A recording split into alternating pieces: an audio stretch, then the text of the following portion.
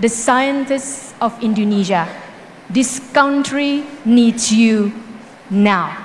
It is now, ladies and gentlemen, dear colleagues, all of you here today, knowledge drives investment. Investment drives infrastructure. Infrastructure brings more knowledge. You are the one who are producing the knowledge. Let us begin today, and it begins with us.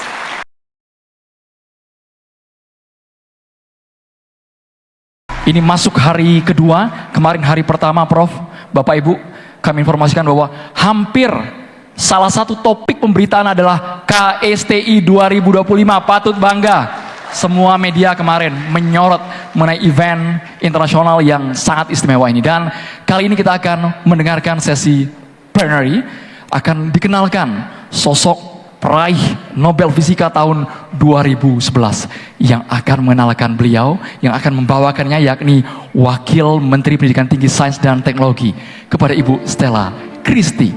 Kami persilahkan.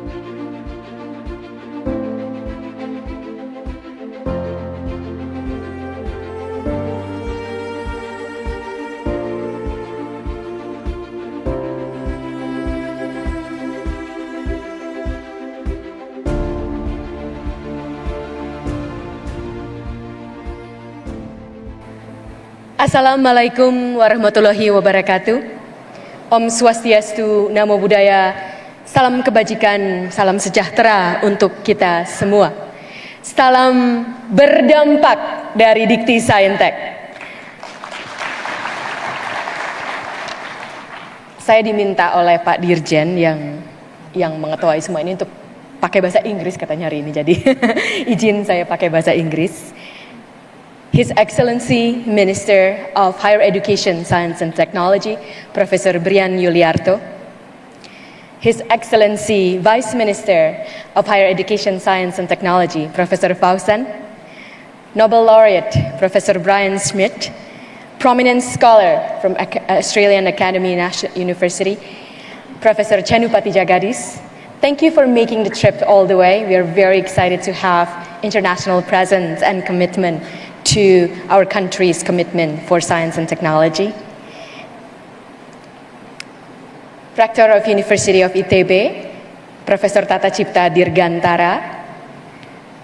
Special advisor to the ministers. Today, I think I see a lot of here, Pak Oki, Pak Marsetio, and many distinguished colleagues from my ministry, director generals, directors, special advisor, Bu Cici. There's so many of you here. I will not say one by one, but we're very excited to have the whole family here at of the ministry. Pejabat pimpinan Komandan Pusidoral Laksamana Madya TNI, Pak Budi Purwanto, senang sekali bisa berjumpa lagi Pak. Direktur Utama PT Wanjek Indonesia, Bapak Jahya Tiar Cahyana. Direktur Utama PT Elevasi Agri Indonesia, Bapak Bayu Sherly Rahmat. My very great colleagues from universities, both the rectors, vice rectors, and also my amazing colleagues who are scientists who are present here today. Thank you for being here. We are very excited to have together at this beautiful campus of Institute Teknologi Bandung. I'm asked to set the stage a little bit before I introduce Professor Brian Schmidt. So allow me to take not very long, but 10 minutes to just sit us all together and thinking about what is it that we want to achieve together. The title of my talk is Higher Education is the Key to Economic Growth.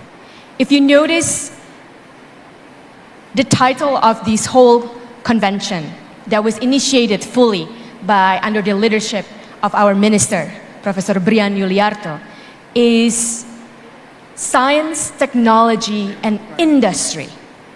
So there is that bit of industry that is truly important to the development of science and technology. We know that science and technology is important, but what I really want to highlight today is that science and technology cannot happen without you, because it only happens It has to happen at the higher education. It has to happen at the university. And I also want to show you, using data from all over the world, from other ecosystems, that we can do it, and we have to do it. And only if we do it at higher education, we will drive this country's economic growth. So it is really about the economy. It is really about the higher education. It is not just a one thing that the government does. It has to be done by the higher education. You are all very familiar with that, except our foreign guests, but I would like to remind you that the President of the Republic of Indonesia actually did set up a very important goal under his 8 key points. Astacita. Number 4 is strengthening the development of human resource, science, technology, and education.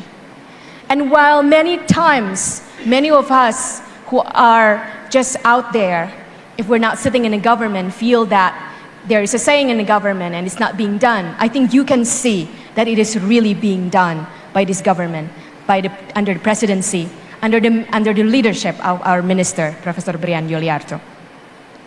The president himself was present today. He gave a talk for 3 hours to all of us scientists to tell us that it's really important. What we do, it's truly important for this country. I'm going to just give one quote from him, which I think really sets the stage. He said he really loves history, and he reads lots and lots of history books. And one thing that he realized is that only civilization that masters science and technology can win the race. We are in the race, ladies and gentlemen. We are not here just to sit and let the wealth of our country to not be managed well. We are not here to just sit and let the brains that all you have is going to just be stagnant. We are racing. Our president already said that, and we need to do it together. When we think about this, I think sometimes if we sit in the universities, we kind of feel it's so far away from us. We do research, we do teaching, we do service. We are not part of this race. But I think that is so wrong. We are one of the most important elements for Indonesia to win the race. The race to prosperity, to make our country prosperous. And so I want to start with real numbers to show that higher education really generates economy. I'm using numbers from other universities, but these numbers are also being achieved by our universities today. We just haven't had the data yet, and it is important to collect that data, and it is going to be achieved even more. But let me just give you 3 examples, 3 real numbers.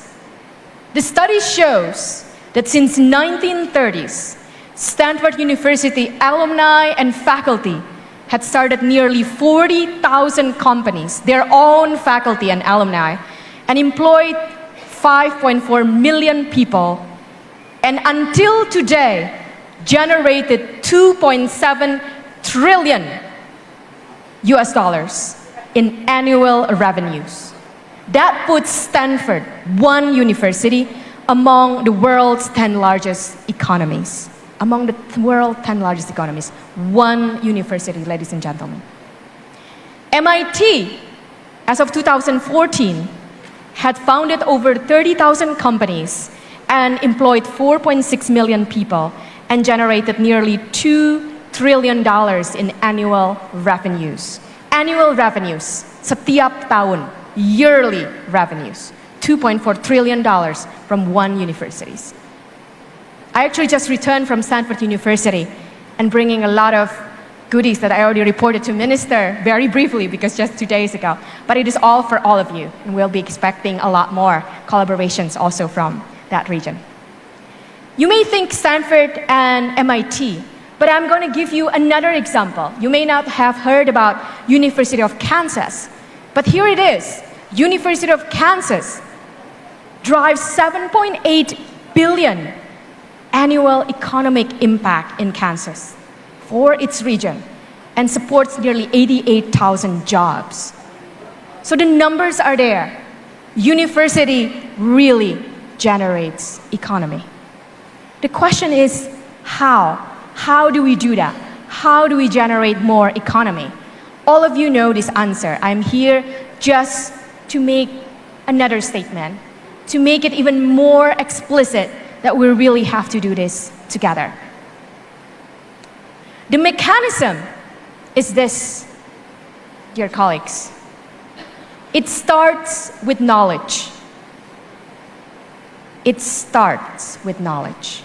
Only if you have knowledge production, only if we generate knowledge, we can attract investment. If we don't have knowledge generated, we cannot attract investment. The reason why university generates economy, the reason why Stanford, MIT, Kansas, every single universities in the world, we heard yesterday from Singapore, today we're going to hear from Australia, generates trillions of dollars is because university is the bedrock of knowledge.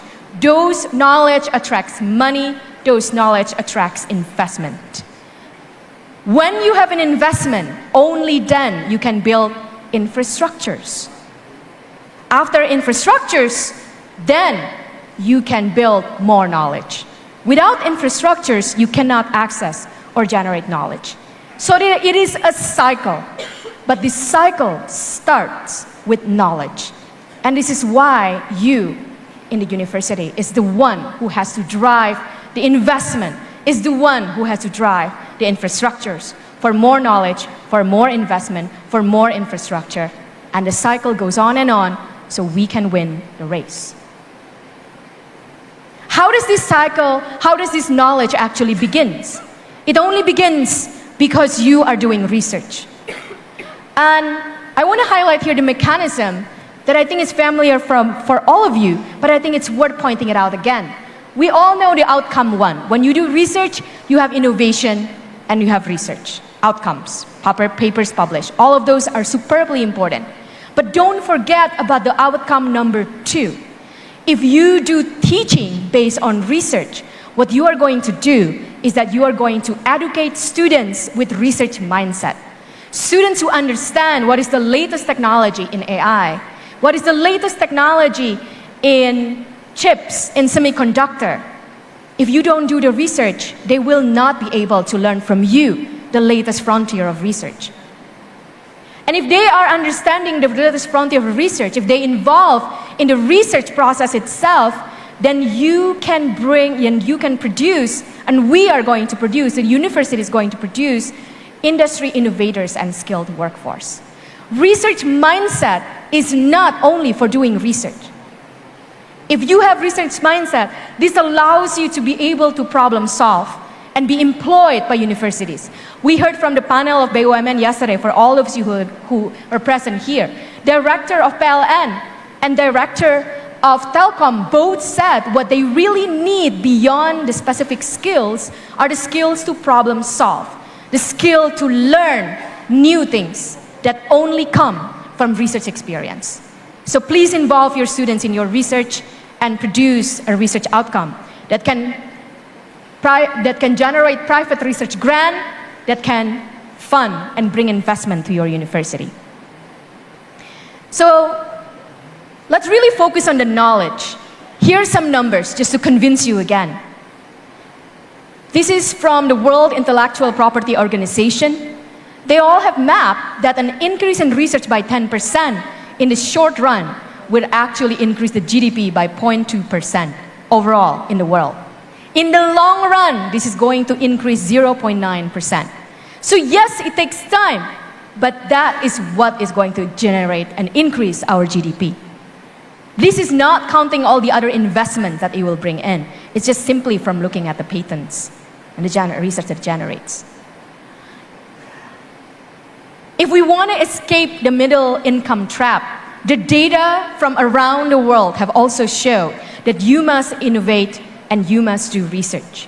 Because it is precisely the innovation gap that divides the upper middle income countries with the high income countries. So in the X and the Y axis, you can see on the left is technology index, and on the right is the number of researchers per million of inhabitants. And that what separates the upper middle income countries with the high income country. That's what separates the gap. Again, my point is that you at the universities are the one who is going to make our country goes up the level, wins the race. So to this, we also have to be strategic because there is a gap. We must admit that currently we are not at the same level in terms of research, in terms of innovation, in terms of knowledge production with other countries. So we have to be strategic. What is that strategy? Specialization. We are not going to be winning by doing everything all at once in a mediocre way. Instead, you must find the specialization. We, the government, find niche areas. So focus your research. Develop expertise in one area. I think we'll heard from Professor Brian Schmidt that he got a Nobel in one area, and he continues to develop that one area. You must be an expert in one thing. And we collectively in this country must be strategic in finding what are our niche areas. Agriculture, superbly important for our countries. Critical mineral, because we have them. Marine sciences, extremely important. But it doesn't mean it's only in those areas, because you can be a social scientist who studies about how the peasants are using the technology in agricultural science. But it has to be developed on niche area. Only then we can actually bridge the gap, because there is a gap currently and we have to specialize. Specialize knowledge. Be focused in your research. Be focused in your expertise. Develop until you're well known for that one area. Our minister is well known for the material science, for nanomaterials. That's what we have to do, each and every one of us who are present here. And this really brings investment. So these are the numbers from the ministry. These are the ones that you already received. The total budget is 2.26 trillion rupiah. These actually, however, have not included the things that we're about to announce. Again, under the leadership of our minister and to working together with all the director generals, we have managed to almost double. We're going to have another 1.8 trillion Indonesian rupiah that will be generating for all of you to do research. Okay? It will be announced, I think, either today or tomorrow, Pak Dirjen. So this is something that you are all very familiar with. Investment comes from government. But I want to highlight something. In the world, investment doesn't come only from government.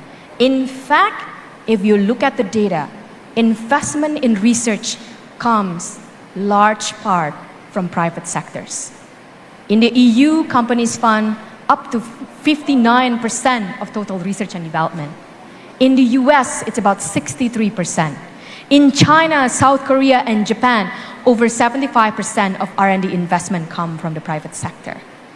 The numbers changes all the time, but you can see that investment come from private sectors, and that is why this convention is science, technology, and industry.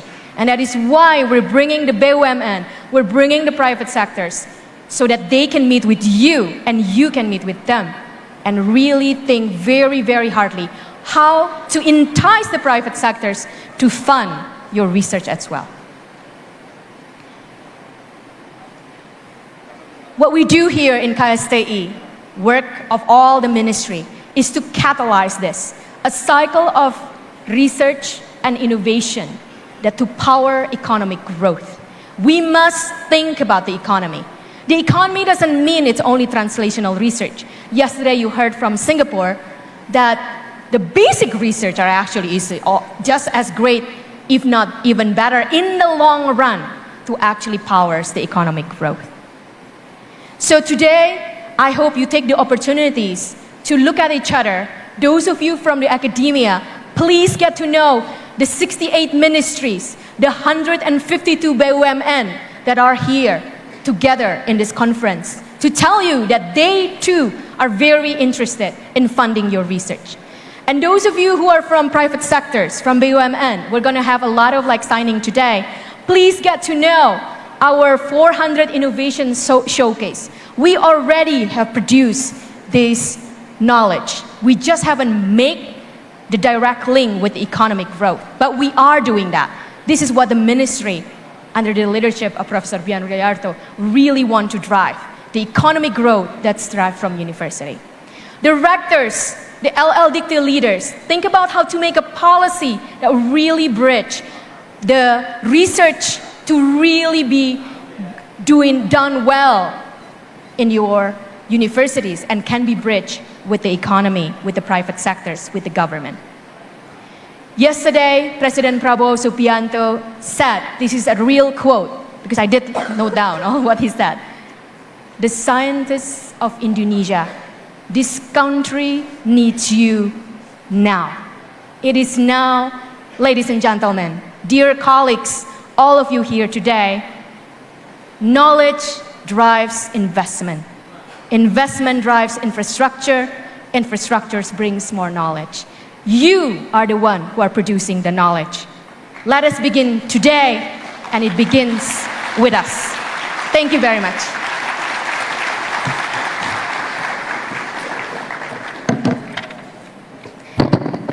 And with that, we are acting very excitingly is going to hear from Professor Brian Schmidt, Nobel laureate in physics, exactly about how did he generate this knowledge, what kind of investment that we need and are able to be generated from the knowledge, and what kind of infrastructure that is generated from the investment that brings more knowledge today.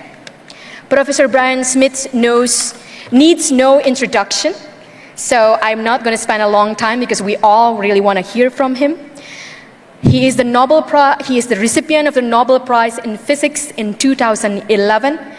He is currently a distinguished professor of astronomy at the Australian National University.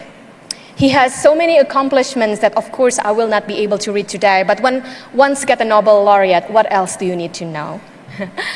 But I want to tell you about something that's superbly exciting as well about Professor Brian Schmidt, and that is his wife is an economist, and his wife comes to Indonesia very often, and we are right now superbly excited, cajoling Professor Brian Schmidt that he too needs to come very often because, as the title of my talk says, higher education drives economic growth.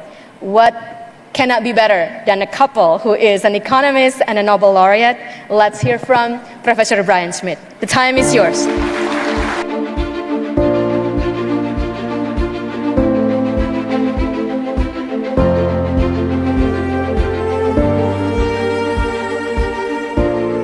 All right. Well, thank you very much. It is a great pleasure to be back in Bandung, and I really appreciate the invitation to be able to come and talk about something which is a personal journey, which is going to, I think, actually highlight a lot of what the Vice Minister has just talked about. And I think we see the world in a very similar way. And so you're going to hear